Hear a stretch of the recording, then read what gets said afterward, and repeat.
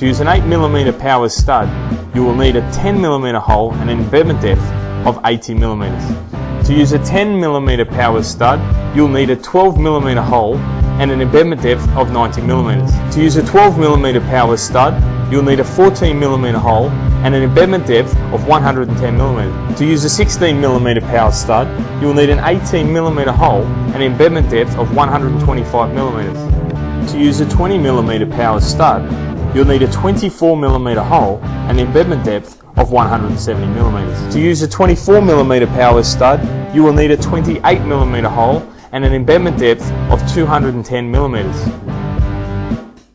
Powers recommends you blow, brush, and blow the hole for best results.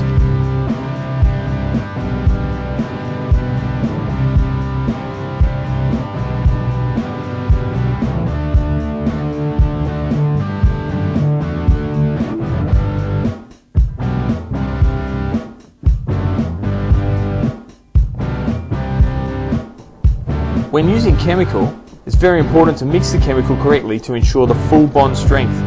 Once the chemical is correctly mixed, the nozzle can then be inserted into the hole.